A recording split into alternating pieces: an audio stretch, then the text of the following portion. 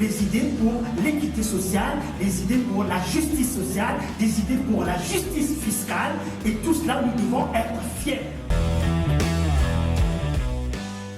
Bonjour, bonsoir, mesdames, mesdemoiselles et messieurs. Bienvenue dans ce bulletin spécial consacré à la candidature de Georges Goma à l'investiture de Québec solidaire dans Charlesbourg. Bonjour, Georges, et merci de nous consacrer votre temps aujourd'hui. Merci, Monsieur Christian Perrin, de me recevoir à votre émission. Je vous en prie.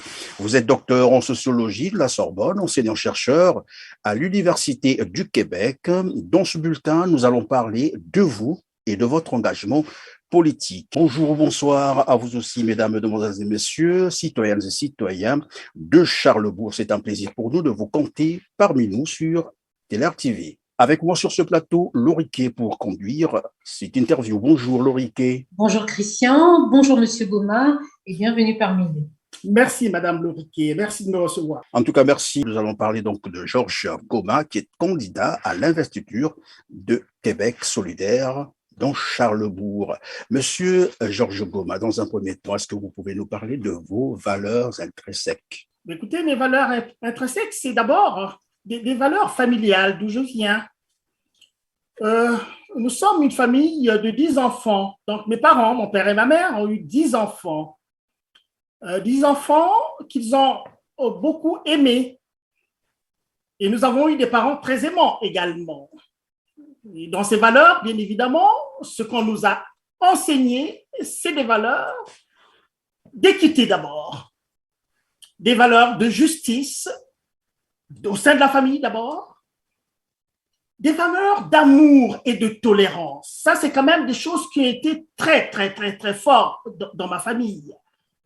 Et les valeurs de respect, des valeurs de respect au sein de la famille et autour de la famille. Je pense que ce sont des valeurs qui m'ont forgé, moi et mes frères, et qui me permettent d'ailleurs aussi, on va le voir un peu plus tard, mes choix scolaires et professionnels aussi sont marqués par ces valeurs-là. Et je pense que je peux remercier mes parents, évidemment, de nous avoir inculqué de si bonnes valeurs qui nous permettent aujourd'hui, n'est-ce pas, de bien mouvoir dans la société d'aujourd'hui. Au regard de ce que vous venez de nous dire au sujet de vos valeurs, quelles celles-ci ont influencé votre cursus, votre éducation et votre cursus scolaire? Nous savons que vous avez un cursus universitaire très riche au regard de votre parcours et vous êtes actuellement enseignant-chercheur à l'Université du Québec et membre actif de Québec solidaire. Mais qui est en réalité Georges Goma? Georges Goma, c'est une personne qui a fait une série scientifique qui était destinée à faire peut-être médecine ou bien d'autres sciences dures, mais qui a choisi de faire de la sociologie, c'est-à-dire une discipline finalement qui étudie notre vie en société, les rapports entre les individus, en tirant un peu la vision, c'est un peu des, comment je peux dire ça, comment créer une société juste. Et quand je dis la société juste, vous voyez que ça rejoint un peu la valeur que je vous ai dite, la justice sociale. J'ai fait de la sociologie du début à la fin et j'en suis sorti avec un doctorat de sociologie, des politiques publiques. Vous voyez encore, je rajoute les politiques publiques et autour des problèmes liés au vieillissement. Les problèmes liés au vieillissement. Donc, vous savez très bien que dans notre société aujourd'hui, on a comme l'impression que quand on est une personne âgée, surtout dans la société dans laquelle nous vivons, eh bien, quand on coupe le lien avec le monde du travail, on est un peu comme mis à l'écart.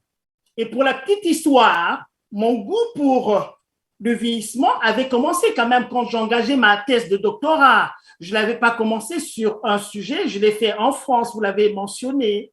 Je ne l'avais pas commencé sur la France, mais je voulais travailler un peu sur les systèmes de protection sociale au Congo-Brazzaville, en mettant l'accent sur les régimes de retraite.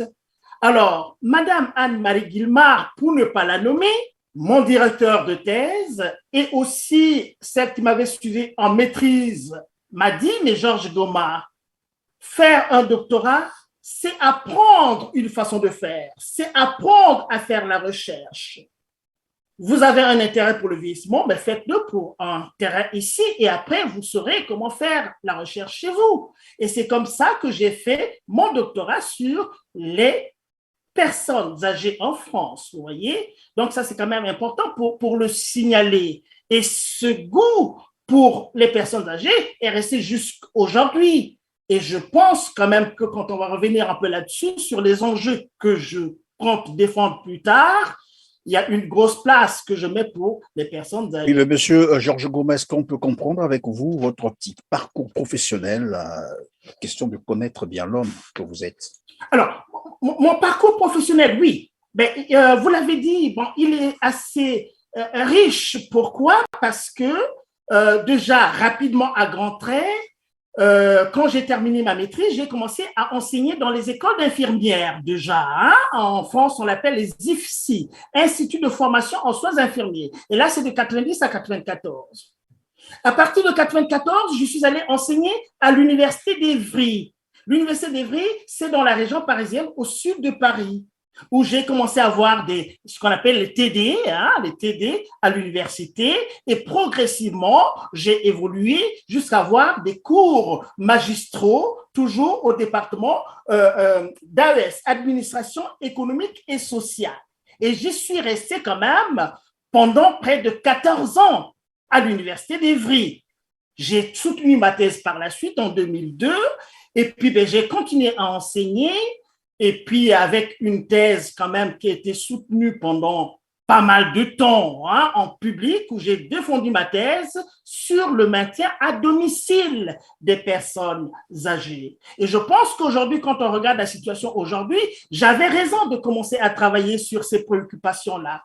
Parce que avec la vague des naissances après la Deuxième Guerre mondiale, la génération qu'on appelle les baby boomers, qui sont en train d'aller en cascade à la retraite. Donc, les problèmes liés au vieillissement ont commencé depuis un certain nombre d'années à se poser avec acuité. Et donc, dans mon parcours, Madame Loriquet, comme vous le demandez, je suis très, très fière d'avoir, n'est-ce pas, pris toutes ces années à étudier un phénomène qui se pose avec acuité aujourd'hui. Et l'intérêt que je mets sur le maintien à domicile plutôt que l'institutionnalisation, ce n'est pas me dire qu'on ne va pas institutionnaliser les personnes âgées. Quand le maintien à domicile n'est pas possible, il faut envisager cette alternative qui est de les prendre en charge dans les structures, n'est-ce pas, désignées pour ça. Mais monsieur Georges Goma, lorsqu'on vous entend répondre, vous êtes en train de mettre un accent particulier sur les vulnérabilités. Est-ce que c'est ce qui peut justifier votre engagement dans le combat politique? Ah ben oui, mais vous l'avez compris.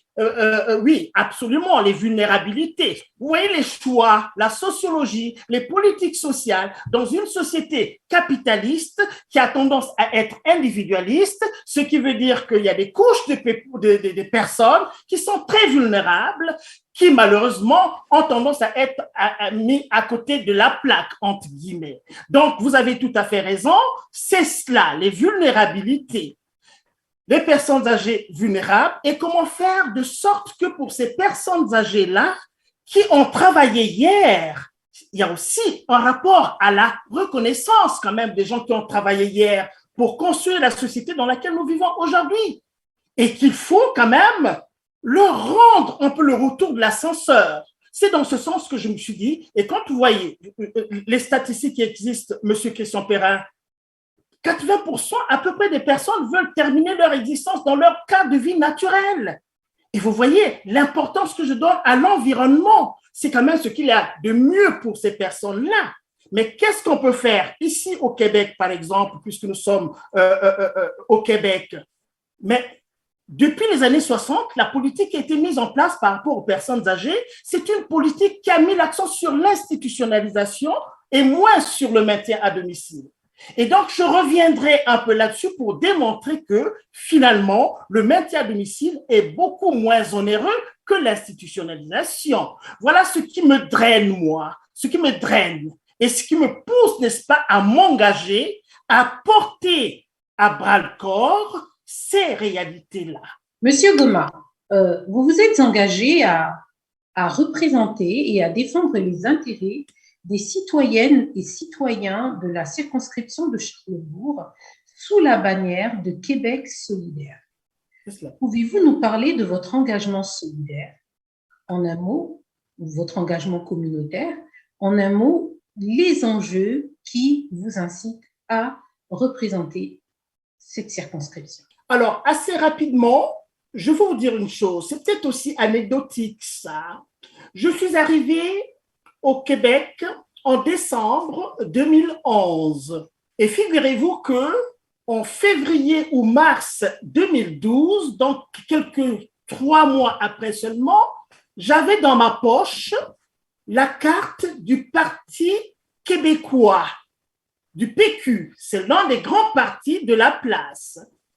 Mais comment quelqu'un qui vient d'arriver connaît le PQ? Mais bien sûr, je connaissais déjà le PQ à travers le général de Gaulle, qui s'était en 69, je pense, ou 67, 69, qui était arrivé à Montréal et qui, sur le balcon de la mairie de Montréal, avait déclaré une phrase qui avait enflammé pas mal de choses ici: vive le Québec libre, vive le Québec libre. Et du coup, il y a eu du remue-ménage ici, les entreprises anglophones qui ont commencé à vouloir sortir du Québec pour aller dans la zone anglophone, parce qu'il y a un enjeu de souveraineté ici. Et de fil en aiguille, je suis arrivée à découvrir un grand personnage de l'espace public québécois, qui est René Lévesque. Monsieur René Lévesque. Alors, monsieur René Lévesque, c'est une personne, une figure politique très passionnée et qui poussait la chose vers la souveraineté. Et j'avais le bonheur, n'est-ce pas, de regarder les discours de monsieur René Lévesque. Et ce qui fait que quand je viens d'arriver ici, en décembre 2011, je vais chercher un peu sur l'échiquier quel est le parti qui défend les valeurs de gauche, auprès de quel parti je pouvais militer, et là, je suis allée au PQ. Alors, ce qui s'est passé dans cette histoire-là, et j'ai commencé à enseigner aussi ici, dans un collège qu'on appelle le collège Garneau, avec qui j'ai des étudiants avec qui je parlais beaucoup. Après le cours, on passait le temps à parler, et tout de suite, ils ont vu les valeurs que je portais. Ils m'ont dit, mais monsieur Goma, tel qu'on vous voit là, c'est peut-être pas le PQ, mais allez plutôt à Québec solidaire. Moi, je me suis dit, ah ben, Québec solidaire, c'est quoi ça? Mais c'est un parti, c'est un jeune parti qui est né juste en 2006, qui faisait ses armes. Et j'ai découvert Québec solidaire et j'ai trouvé qu'évidemment, c'est à Québec solidaire que mes valeurs qui m'étaient rivées au corps étaient plus défendues. Et je suis allée au... Mais c'est quoi les valeurs de Québec solidaire en question? Eh bien, Madame Loriquet, c'est tout simplement d'abord les valeurs démocratiques. Vous savez, on a beau parler de la démocratie, mais il faut bien l'exprimer, ces valeurs démocratiques. C'est des valeurs féministes. Québec solidaire, c'est un parti éminemment féministe. Vous savez, le féminisme a eu des batailles très rudes pour sortir de ce qu'on appelle la société patriarcale. Et Québec solidaire accompagne ce combat-là ici au Québec. Québec solidaire aussi, de façon très claire et nette, est anti-raciste. C'est un parti anti-raciste qui le dit clairement. Le racisme, c'est un enjeu important aussi ici. Québec solidaire, c'est un parti altermondialiste.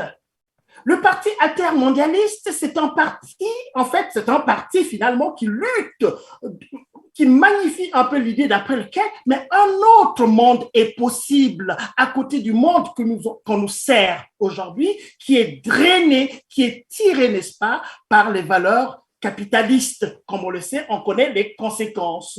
Et les conséquences, donnez-moi une petite seconde, c'est tout simplement que nous sommes dans des sociétés de plus en plus riches, Madame Henriquet, de plus en plus organisées, de plus en plus instruites, de plus en plus. Alors, comment se fait-il que dans ces sociétés-là, il y ait de plus en plus de personnes pauvres? On avait pensé que dans des sociétés comme ça, de grands progrès sociaux, on dirait crescendo, c'est-à-dire les gens partent de la classe populaire, montent à la classe moyenne et montent, et ainsi de suite. Oui. Est-ce qu'on peut comprendre par là que tout ce que vous venez de nous dire, les valeurs que vous citez de votre parti, est-ce que c'est ce qui constitue l'action de votre engagement politique? Sinon, sur quoi est axé votre engagement politique? Ben oui, mais absolument. Je prends le temps de dire cela pour que, évidemment, je sois complet. C'est ça qui fait la matrice de mon engagement. S'il n'y avait pas ces valeurs, y compris des valeurs de souveraineté, moi, en tant qu'Africain, je sais très bien ce que la souveraineté veut dire. Alors, oui, c'est ça qui constitue la matrice de mon engagement. Enlever cela, je n'ai plus de raison d'être, de m'engager en politique. Alors, vous me posez les questions des enjeux. Les enjeux centraux, finalement, que j'entends défendre dans la circonscription de Charlesbourg, comme l'a demandé Mme Henriquet. Alors, je reviens sur les problèmes de vulnérabilité. Je ne vais pas revenir sur le vieillissement parce que ce côté-là, l'autre extrémité de notre cycle de vie, je l'ai déjà dit, mon engagement pour le maintien à domicile et non pour l'institutionnalisation. Et on a des moyens pour ça. Mais de l'autre côté du cycle de vie, vous allez voir aussi qu'il y a aussi des personnes qui sont très vulnérables, qui sont les enfants, et les personnes qui sont vulnérables, qui sont des jeunes adolescents. Mais à commencer par les enfants, vous savez, tout commence par là. Tout commence par là. Quand les enfants évoluent dans un cadre familial bien assaini, généralement, on en fait des têtes bien faites, des bons citoyens pour la société québécoise d'aujourd'hui, même de demain, même d'aujourd'hui. Donc, à ce niveau-là, les enjeux, c'est quoi? On a constaté ici au Québec qu'il y a un problème lancinant de la garderie d'enfants. Nous sommes dans une société québécoise qui n'est pas une société pauvre. Nous sommes dans une société québécoise où depuis 1876, il y a un parti, le Parti libéral du Québec, qui officie sur la scène, n'est-ce pas, provinciale. Après sont venus d'autres partis. Le PQ, le Parti québécois, par exemple. Voilà les partis qui se sont partagés le pouvoir depuis un certain temps, avec beaucoup de moyens, et qu'aujourd'hui, on se retrouve encore avec le problème des garderies. Mais l'impact, Madame Henriquet, excusez-moi, donnez-moi le temps de dire ces choses-là, parce que c'est ça les enjeux au niveau de Charlesbourg. Les femmes qui ne peuvent pas faire garder leurs enfants, et des femmes aussi qui doivent chercher du travail, la situation des... Vous voyez un peu la figure que cela donne. On ne peut pas faire garder nos enfants. Si on ne peut pas les faire garder nos enfants, c'est qu'on ne peut pas aller travailler. Si on ne peut pas aller travailler, c'est qu'on retrouve encore cette femme, la figure de la femme un peu oppressée, ainsi de suite. Donc, la question de la garderie des enfants, on ne va plus écouter les anciens partis qui vont revenir là-dessus parce qu'ils ont eu beaucoup de temps à gouverner le Québec et ils n'ont pas réglé ce petit problème de la garderie des enfants. Et Québec solidaire, qui n'a jamais gouverné, met un point d'honneur, n'est-ce pas, à porter cette cause-là. Je vais terminer sur ces vulnérabilités, Madame Henriquet, si vous me le permettez, c'est important. Bon, quand on est enfant, on sort de l'enfance, on rentre dans quoi? On rentre dans l'adolescence. Mais l'adolescence également, c'est une période turbulente où si on n'arrive pas à mettre en place une bonne politique pour les jeunes qui s'engagent dans la puberté, qui s'engagent dans une période qu'on appelle même la crise de l'adolescence, parce que le jeune se dit, qui suis-je? Je suis plus un enfant. Mais tu n'es plus un enfant, mais tu n'es pas encore un adulte. Donc là aussi, et les jeunes ici, on voit très bien que les spécialistes disent que ces jeunes-là sont victimes de la santé mentale, donc des problèmes de santé mentale. Alors, il faut se demander pourquoi est-ce que les jeunes sont, n'est-ce pas, pris, n'est-ce pas, dans ce piège de la santé mentale. Et là, c'est un point très important par rapport à ce que je vais proposer, une politique franche, n'est-ce pas, pour les jeunes en tant que tels. Monsieur Goma, je voudrais revenir sur la question du féminisme. Vous avez dit tout à l'heure que Québec solidaire est un parti très féministe et d'ailleurs qui prône la parité. Oui. À ce sujet, je pense que vous avez deux porte-paroles au sein de Québec solidaire, un porte-parole masculin et un porte-parole féminin. Mais jusqu'où vous allez dans cette notion de parité? Vous nous avez parlé de la garde, c'est une chose en soi qui est très importante pour les femmes, mais au-delà de la garde, qu'est-ce que vous faites pour asseoir cette notion de parité au sein de Québec solidaire? Écoutez, Madame Henriquet, je vois bien que vous êtes très, très, très informée Et je veux dire que Québec solidaire est le seul, absolument le seul parti qui fonctionne sur la base de cette parité. Dans les autres partis, on parle de l'égalité entre les hommes et les femmes, mais ça reste dans la rhétorique pure et simple. Nous, à Québec solidaire, nous le vivons dans nos instances du parti à tous les niveaux, que ce soit au niveau local, que ce soit au niveau régional. Ça, c'est très, très important. Et au niveau national également. Donc, je pense quand même que quand on veut lutter pour quelque chose, il ne suffit pas de le dire, il faut le faire. Et Québec solidaire, jusqu'où on va aller, mais écoutez, jusqu'au bout, où il n'y aura plus, n'est-ce pas, de différence entre les hommes et les femmes, en dehors des différences naturelles d'être un homme et une femme.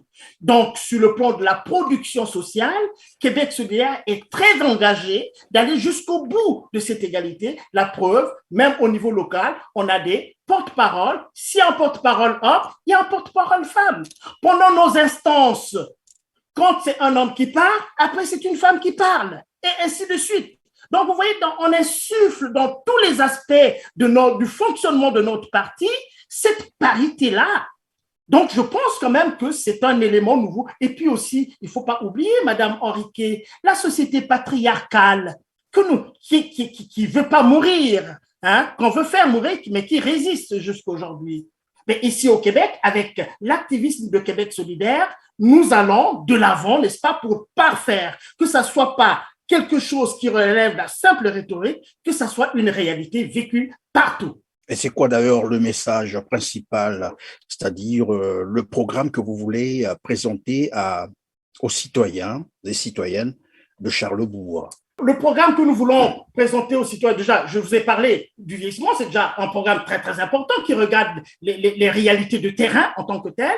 Les enfants, la garderie des enfants, c'est interrelié également. Les jeunes, je vous en ai parlé, mais il y a d'autres aspects qui sont liés purement et simplement. Vous savez, nous sommes un parti écologiste, ce qui veut dire que l'environnement dans lequel nous vivons aussi est affecté par la façon dont nous faisons l'économie. Et donc, rien que dans notre vie en tant que telle, il est très important que les conditions d'existence dans notre milieu, dans notre quartier, évidemment, soient désormais prises comme quelque chose de très important. L'agriculture, par exemple, l'agriculture urbaine, c'est une culture aussi à apprendre aux gens. Moi, j'ai mon petit lopin de terre derrière là, mais je pense que ceux qui sont amis avec moi sur Facebook, ils savent très bien les quantités de tomates, de concombres que je sors chaque été.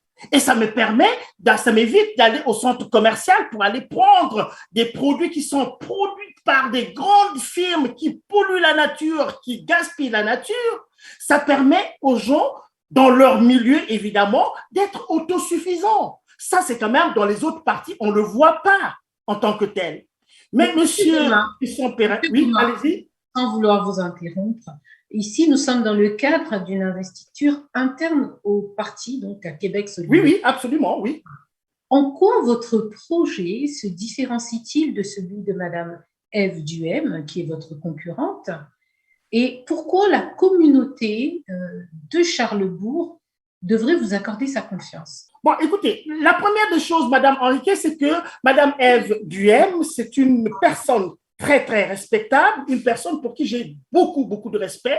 En plus nous sommes des solidaires. Donc, déjà, à partir de ça, vous avez bien placé le mot, c'est ma concurrente, c'est pas mon adversaire. On n'a pas besoin d'adversaire au sein d'un seul parti qui défend les mêmes valeurs. Mais on est concurrente parce que, évidemment, les principes démocratiques au sein du parti font que quand il y a plus d'un candidat dans une circonscription, il faut passer par les investitures. Et c'est tout à fait logique et j'en suis très, très content de m'engager, quelle que soit la suite. Bon, maintenant, je sais très bien qu'elle est très, très, très, très calée. Et c'est une militante sociale et elle est également une militante écologiste qui s'est engagée dans beaucoup de batailles écologiques. On le sait très bien. Elle est bien connue à ce niveau-là. Bon, de mon côté également, je pense que je suis aussi un bon militant social. J'ai des engagements au niveau communautaire, par exemple. Je officie dans une radio communautaire qu'on appelle CKRL, qui en même temps est la plus vieille radio communautaire francophone en Amérique du Nord. Ça existe depuis 1973. Et depuis 2014, je suis à cette radio-là de façon permanente, qui est une radio communautaire, avec une émission que j'appelle Chronique d'Afrique noire. Et beaucoup de gens connaissent cette émission. Et je parle de la communauté noire de Québec également, puisque c'est une communauté qui est très, très, très forte. Donc, nous participons à la vie, n'est-ce pas, de Québec à travers cette communauté-là. Vous voyez, ça, c'est quand même très important. Maintenant, je reviens sur le fait que je suis, moi aussi, engagé dans la communauté. Sur ce plan-là aussi, Madame Loriquet, je vais vous dire une chose. Moi, j'ai un domaine d'où je viens, où j'ai planté, n'est-ce pas, près de 400 pieds d'arbres depuis 2 ans. Et on m'envoie les photographies de voir comment est-ce que ces arbres-là poussent assez rapidement. Vous les avez plantés où? Chez moi, d'où je viens, je suis de Sibiti au Congo, dans un petit village de la République du Congo, au centre de la République du Congo. Et j'ai planté des arbres. J'ai planté des arbres près de 400 pieds. Et tout dernièrement, il y a 6 mois à peu près, la frayeur qui est arrivée, c'est tout simplement que, on a échappé une partie de ce verger-là et ça a brûlé. Le feu de brousse est venu, ça a brûlé quelques arbres, peut-être même pas le 5e, vous voyez. Donc, c'est une façon de dire. Je veux dire aussi une autre chose. Dans ma jeunesse, vous savez qu'en Afrique, il y a l'agriculture sur brûlis. C'est-à-dire que chaque année, les femmes, pour faire, n'est-ce pas, les cultures, sont obligées de couper des arbres sur un périmètre et de brûler. Et depuis mon jeune âge, je pense que nous avons apporté la culture auprès des femmes pour éviter désormais qu'il y ait cette culture des brûlis. Parce que c'est ça aussi qui porte, n'est-ce pas, préjudice à la nature. Et je pense que désormais, de plus en plus, au Congo, les gens brûlent de moins en moins parce qu'il y a eu, n'est-ce pas, cette pédagogie-là. Sur votre engagement écologique, M. Goma, oui. Vous avez parlé de ce que vous avez un verger, vous avez planté à peu près 400 arbres. Alors, sachant qu'aujourd'hui, les tourbières se trouvent au niveau du Congo, est-ce à dire que votre engagement à planter ces arbres en République du Congo impacte sur l'écologie de façon mondiale? Écoutez, oui, je pense que oui. Vous avez évoqué la question des tourbières, madame. Les tourbières, quand on est ici au Québec, on a l'impression de ne pas savoir de quoi il s'agit. Et pourtant, les tourbières ont un impact alors très déterminant, pourraient avoir un impact déterminant sur ce que nous vivons ici au Québec. Alors, c'est quoi les tourbières? Les tourbières, c'est des pièges à carbone. Elles ont la propriété de capter le gaz carbonique et de l'emmagasiner. Et vous savez très bien que quand on voit l'évolution de notre civilisation aujourd'hui, nous avons produit beaucoup plus d'occasions de produire, excusez-moi la tautologie, de produire du gaz carbonique que de l'oxygène. Vous savez très bien que l'équilibre homéostasique entre le gaz carbonique et l'oxygène, ces deux choses-là. Et si on a beaucoup plus des occasions de produire le carbone que de l'oxygène, vous voyez un peu où est-ce qu'on va. Donc, je vous donne encore cet élément, Madame Loriquet. Les gaz à effet de serre, c'est-à-dire, comment je peux dire ça? Ces tourbières peuvent représenter 20 ans de production de gaz à effet de serre des États-Unis. C'est quand même un ordre de grandeur qui est incroyable. 20 ans de production de gaz à effet de serre aux États-Unis. C'est quand même beaucoup. Alors, l'autre chose que je veux dire par rapport à cet enjeu qui est central à Québec solidaire, je vous l'ai dit déjà, c'est les conséquences qui n'attendent même plus d'attendre puisque nous le vivons presque tous les jours ici au Québec également avec des inondations qui n'en finissent pas. Alors, il faut que les gens arrêtent de se demander encore de poser des questions sur la réalité, n'est-ce pas, du réchauffement climatique. C'est aussi les incendies, les feux de forêt que nous vivons régulièrement ici au Canada et aux États-Unis à côté. Il faut que les gens arrêtent maintenant. Et ça, ici, c'est Québec solidaire qui est le porte-flambeau, n'est-ce pas, de cette approche-là. On a encore un autre parti qui est le Parti des Verts, mais le problème avec le Parti des Verts qui est écologique, qui est avec de bonnes valeurs comme les nôtres, mais il ne se situe pas par rapport un peu, est-ce qu'on est de gauche, on est de droite. Si vous n'êtes pas de gauche, c'est que vous êtes de droite. Si vous êtes de droite, c'est que vous faites la part belle au néolibéralisme. Si vous faites la part au néolibéralisme, c'est que vous voulez toujours cette économie du capital. Et on sait très bien que l'économie du capital, la finalité, c'est quoi? Je vous ai dit tantôt que c'est curieux quand même qu'on voit qu'on est dans des sociétés riches et qu'il y ait plus de pauvres. Mais c'est l'argent qu'on évacue, n'est-ce pas, dans les paradis fiscaux, vous le savez très bien. Vous voyez? Donc, le retournement doctrinal que nous voulons au niveau de Québec solidaire, c'est de penser, en rapport avec ce que vous avez dit, l'altermondialisme, c'est de penser une autre façon de faire qui va remettre encore sur la table les valeurs qu'on a foulées aux pieds. Sinon, notre humanité va disparaître à ce niveau-là. Vous voyez? Ça, c'est l'effort que nous essayons de faire au niveau de Québec solidaire. Et une fois de plus, que ça ne soit pas seulement au niveau de la rhétorique, que ça s'incarne dans le vécu, dans l'agir politique. Ça s'incarne dans l'agir politique parce que ce qui se passe aujourd'hui, c'est tout simplement ceux qui sont au pouvoir ne le parlent que sur le bout de des lèvres, là, parce qu'ils ont peur des grandes entreprises qui font du bénéfice. Ils ont peur, alors qu'il faut faire cette cassure-là. Il faut faire cette cassure-là avec beaucoup de courage, tout simplement. Alors, monsieur Georges Goma, est-ce la première fois que vous vous présentez à l'investiture de Québec solidaire? Non. Alors, en fait, la passion qui me draine pour 2022 fait suite quand même avec une première expérience. La première expérience que j'ai eue en 2018. Parce que en 2018, Madame Loriquet, je m'étais présentée à Lévis, là où je travaille, se trouve l'université. Je me suis présentée, encouragée par des amis, mais c'était pour une campagne de visibilité. Mais curieusement, quand nous nous sommes engagés, nous nous sommes retrouvés en train de faire une vraie campagne finalement. Une vraie campagne qui n'a pas, n'est-ce pas, qui a retenu quand même l'attention de pas mal de personnes. Moi, j'étais par exemple invitée par des radios de la place où je me suis exprimée sur les enjeux centraux de cette campagne de 2018.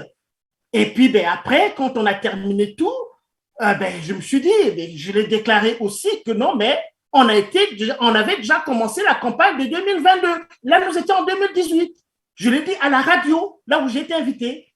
On sortait donc de l'élection, on avait perdu, la CAQ avait gagné, mais moi, j'ai déclaré que nous sommes déjà en campagne. On essaiera de faire un travail de structure, c'est-à-dire commencer dès maintenant, travailler sur le terrain. Donc, l'élan de 2018 m'a littéralement poussé à 2022 à me représenter encore. Monsieur Goma, nous arrivons lentement et sûrement vers la fin de ce bulletin spécial. Avez-vous un message particulier à l'endroit des citoyennes et citoyens de Charlebourg? Ben oui, absolument, Madame Loriquet. Alors, mais c'est tout simplement que mes camarades de Charlebourg me fassent confiance. Qu'en plus, n'est-ce pas, de mon militantisme, en plus de ma détermination, n'est-ce pas, à travailler pour la lutte au réchauffement climatique, je suis, vous l'avez dit vous-même, je suis un expert. Je suis un expert des sciences humaines. On ne peut pas faire sans les sciences humaines. C'est l'homme qui gère, c'est la femme qui gère, tout autour de l'individu. Si on veut faire changer les choses, il faut que les individus puissent atteindre le consensus de faire changer les choses. Et donc, quand je le dis, c'est que j'ai cette expertise aussi par les études que j'ai eu à faire. Je sais faire des analyses. Et si on veut être un député ou une députée, je pense quand même qu'il y a 3 choses qu'il faut se mettre en tête. La première des choses, c'est de représenter les citoyennes et les citoyens de votre circonscription, c'est-à-dire vous devez avoir la capacité de savoir comment ils respirent sur le terrain, quelles sont leurs préoccupations au jour le jour dans leur vie quotidienne. Ce sont ces préoccupations-là qu'il faut transporter au niveau des chambres à l'Assemblée nationale. C'est d'abord cette représentation et je voudrais que mes camarades de Charlesbourg puissent le comprendre, que j'ai tout le bagage, j'ai tout le potentiel pour le faire. La deuxième chose, non moins importante, Madame Loriquet, c'est le fait que je dois être aussi le gardien de l'action du gouvernement. Quand on devient un député, eh bien, c'est qu'il faut contrôler l'action du gouvernement. Et là, je pense quand même que nos députés de Québec solidaire à l'Assemblée nationale font un travail formidable. La troisième chose, c'est avoir la capacité aussi de l'analyse. Je vous ai dit que j'ai fait mes études en politique, les politiques sociales. Et là aussi, c'est la capacité, n'est-ce pas, de travailler à l'élaboration des projets de loi. Ça, c'est quand même une dimension tout à fait fondamentale également. Et que je demande instamment à mes camarades solidaires de Charlesbourg, je demande instamment aussi au comité de coordination de Charlesbourg qui m'a beaucoup aidé aussi. Je vous ai dit que j'étais à Lévis, j'étais dans l'association de Lévis jusqu'à récemment, avant que je ne vienne ici. Mais c'est quand même l'association Québec solidaire de Charlesbourg qui m'a proposé aussi de revenir à la maison. Et le travail que ce comité de coordination fait pour nous permettre de faire une très, très belle investiture, c'est un travail remarquable. Vous voyez? Et donc, je me sens très chanceux. Je me sens très chanceux d'avoir des personnes qui font attention à moi, qui pensent que je peux être un bon candidat. Et je l'ai entendu, je le dis publiquement, et des personnes se reconnaîtront, ceux avec qui nous avons échangé pour que je vienne me présenter à Charlesbourg. Elles sont très nombreuses, ils et elles se reconnaîtront. C'est parce qu'ils savent en moi que j'ai quand même du potentiel. J'ai du potentiel et j'ai du bagou aussi. Il faut avoir du bagou aussi pour défendre. Parce que sur le plan, l'échiquier politique là, avec les partis adverses, mais il faut avoir du bagou. Il faut avoir du bagou. Il faut avoir la capacité de défendre ses points de vue. Il faut avoir la capacité d'imposer aussi des points de vue, surtout quand on sait que c'est des points de vue pour lesquels nous sommes assurés d'avoir raison. Donc, je demande tout simplement à mes camarades de Charlesbourg de me faire confiance. De me faire confiance. Je m'exprime comme je m'exprime. Je suis une personne passionnée. Mes étudiants qui vont voir ces vidéos-là le savent très bien. Ils me le rendent également. Plein de messages de leur part parce qu'ils savent très bien que je sais défendre des positions. Je sais faire passer des messages. Je sais faire passer la connaissance. Et je vais terminer par là, peut-être, Madame Loriquet, si vous permettez. Quand je dis la connaissance des systèmes, c'est très important. La santé et les services sociaux ici, au Québec, c'est une grande structure quand même qui a bien fonctionné au cours de l'histoire, mais qui marque des faiblesses aujourd'hui. Mais ça, je sais le faire. Je sais pourquoi est-ce qu'aujourd'hui, le système est presque un peu comme bloqué. J'ai participé aussi, Madame Loriquet, ça, ce sont mes faits d'armes. J'ai participé à la commission Laurent. La commission Laurent, c'est une commission qui a été mise en place par l'actuel Premier ministre, Monsieur François Legault, dès qu'il a pris le pouvoir en 2018. Parce que cette commission-là a fait pour but de défendre les droits des enfants et de la jeunesse. Et j'ai été appelé, n'est-ce pas, à cette commission. J'ai travaillé dans cette commission. Et je vais terminer aussi pour vous dire qu'un autre fait d'armes, c'est dans la ville de Lévis. La ville de Lévis, j'ai été aussi sollicité pour faire partie de la mise en place de la toute première politique de développement communautaire de la ville de Lévis. Des collègues avec qui j'ai travaillé s'en souviendront. Donc voilà, en plus d'être dans mon activisme universitaire où j'enseigne depuis des années des étudiants en travail social, une fois de plus, c'est pas anodin. J'éduque les étudiants de tous les âges en travail social où nous avons en face, évidemment, des questions d'ici à des vulnérabilités et tous les autres problèmes, toutes les autres oppressions que nous vivons de la part de la société capitaliste telle que nous voulons la battre au niveau de Québec solidaire aujourd'hui. Donc, c'est simplement ce que je voulais dire. Si les citoyens et les citoyennes de Charlesbourg peuvent me faire confiance, eh bien, je serai leur député. Et Charlesbourg sera désormais une circonscription solidaire, comme jamais. Voilà, et donc je pense que la balle est dans le camp des citoyennes et citoyens de Charlesbourg qui sauront faire leur choix librement en fonction de ce que vous leur avez dit aujourd'hui. Loriquet, je crois que nous sommes arrivés à la fin de notre émission. Oui, nous sommes à la fin, Christian, et nous avons reçu pour rappel dans ce bulletin spécial M.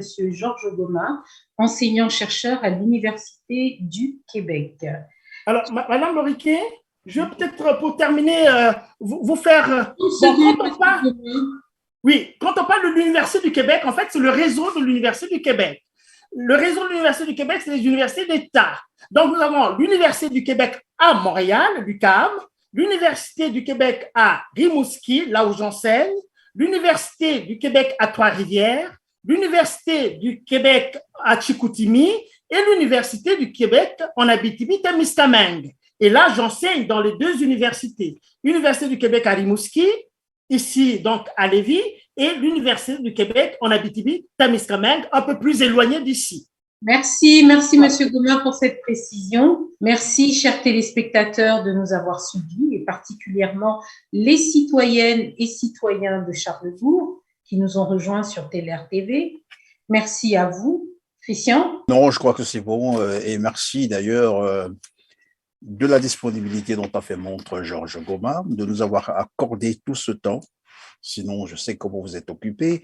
Aussi à nos téléspectateurs qui ont encore choisi TLR TV. Chers téléspectateurs, n'oubliez surtout pas de liker, de partager et de vous abonner. À bientôt.